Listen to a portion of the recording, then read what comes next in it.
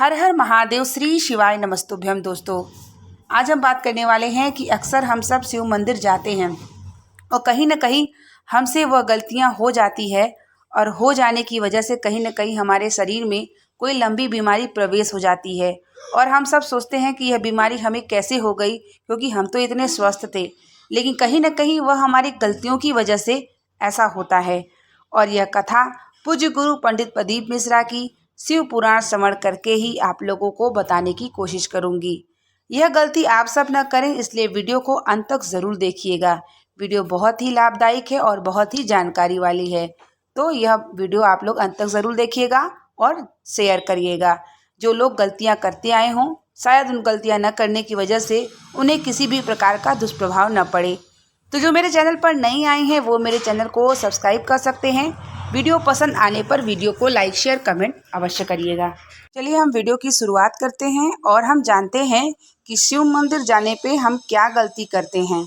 अक्सर शिव मंदिर हम लोग जाते हैं या कोई अन्य मंदिर जाते हों, आपके जो भी इष्ट देवता हैं, जिस भी भगवान को आप मानते हैं, अगर आप मंदिर जाते हैं तो कुछ बातों का विशेष ध्यान रखना चाहिए।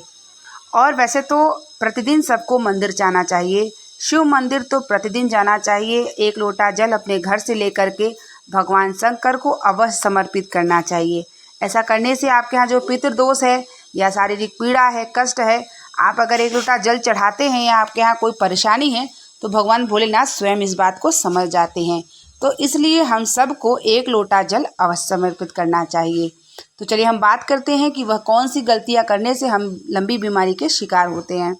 तो सबसे पहले जब हम मंदिर जाते हैं और फूल माला भगवान पर समर्पित होता है या फूल माला समर्पित होने वाला है, अगर वहाँ कोई सामान या पूजा पाठ की सामग्री या उतरा हुआ फूल मंदिर के आसपास कहीं किनारे अगर रखा है, तो अगर हम उसे भूल के भी लांघ जाते हैं या उसे ढाक जाते हैं या क्रॉस कर जाते हैं तो उससे हमें बहुत बड़ा दोष मिलता है। दोष यह है कि आपको कहीं ना कहीं कोई लंबी बीमारी हो जाती है, जिससे आप सोचते हैं कि हम तो स्वस्थ हैं, लेकिन यह बीमारी मुझे कैसे हुई। कहीं ना कहीं यह हमारी गलतियों की वजह से होती है। तो इसलिए जब भी आप मंदिर जाएं, अगर आपके पैरों पे कोई फूल लगे तो या किसी के न लगे, इसके लिए आप अवश्य मंदिर में एक किनारे फूलों को रख दें। अगर वहाँ पे कोई पूजा का पाठ का सामान या दिया या अन्य चीज़ रखी है तो उसे भी ना लाखें। आप ये विशेष ध्यान रखें कि जब भी आप मंदिर जाएं तो फूल माला अगर गिरा है, कई लोगों की गलतियां होती हैं या नहीं देख पाने से या जानकारी नहीं होने की वजह से उनके जाने अनजाने पैर से दब जाता है, तो उसमें कोई बात नहीं, लेकिन जानबूझ करके आपको नहीं करना है। बहुत सारे शिव मंदिरों में भीड़ होती है तो वहाँ फूल बेलपत्र गिरे रहते हैं और पैरों से पड़ जाते हैं, वो बहुत बड़ा दोष है। इसलिए आप लोग जब भी शिव मंदिर जाएं या शिवालय जाएं या अन्य मंदिर जाएं तो फूल पत्ती या जो भी बेलपत्र है वह पैरों से न लगे, इसका विशेष ध्यान रखिए। क्योंकि आप पूजा पाठ तो करते हैं, अगर आप कोई लंबी बीमारी के शिकार हो जाएंगे तो यह आपके लिए अस्वस्थता होगा। इसलिए इस बातों का विशेष ध्यान रखें और जब मंदिर जाएं तो आप फूल माला को बिल्कुल न लांघें और ना ही उन्हें डाकें। और यह बात आप अपने घर परिवार जनों को अवश्य बताएं ताकि आपके यहाँ कोई बड़ी लंबी बीमारी ना हो, इसका विशेष ध्यान रखें। दूसरी बात है, जब आप मंदिर के रास्ते पे जाते हैं या कहीं अन्य रास्ते पे जाते हैं, लेकिन ख़ास तौर मंदिर के रास्ते पे जाते हैं, तो जो गुटखा खाता हो या जो पान खाता हो, यह बात का विशेष ध्यान रखें कि वह रास्ते पर कहीं ना थूके। कहीं थूकदान हो तो वहाँ आप थूक सकते हैं, लेकिन अगर मंदिर का रास्ता हो या कहीं कथा हो रही हो या शिव पुराण हो रहा हो या कहीं अन्य कथा हो रही हो, तो आपको विशेष तौर पे ध्यान रखना है कि कहीं ऐसी जगह नहीं थूकना है कि कोई भक्तगण उसे डाके, और जितना भक्तगण उसे डाकेंगे उतना आपको दोष लगेगा। इसलिए इन बातों का विशेष ध्यान रखिएगा कि मंदिर जाते समय या अन्य, अक्सर आपने देखा होगा कि थूकदान का जगह होता है कि यहाँ पे थूकना है, लेकिन अन्य जगह अगर आप थूकते हैं तो कहीं ना कहीं भक्तगण अगर जाते हैं, उसे पार करते हैं, तो उसका आपको दोष लगता है और उससे आपको लंबी बीमारी होती है। तो इसलिए इन बातों का विशेष ध्यान रखिए।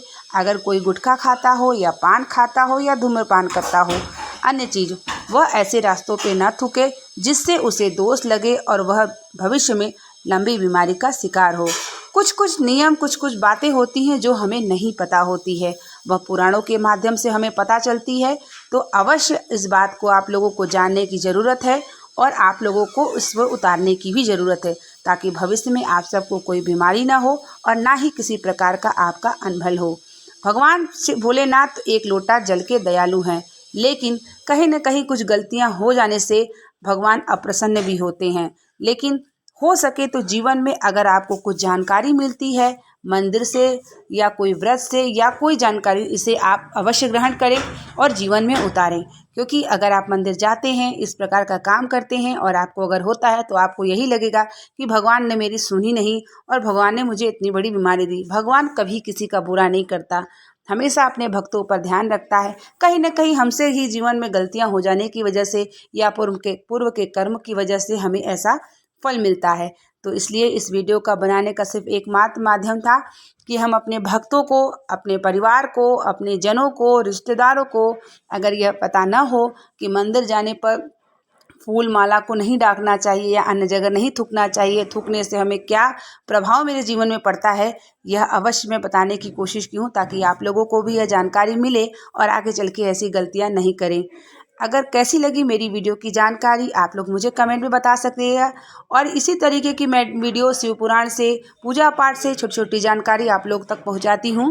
और यह अपने दोस्तों को या परिवारों को, जनों को, सबको यह वीडियो आप शेयर कर सकते हैं, ताकि अगर वो जीवन में वह भी गलतियां करते आए हों तो गलतियां ना करें और भगवान भोलेनाथ उन पर सदा प्रसन्न रहें, जो उनके इष्ट देवता हैं उन पर प्रसन्न रहे और वह गलतियां न करके जीवन में अपने अच्छे से स्वस्थ बने रहें।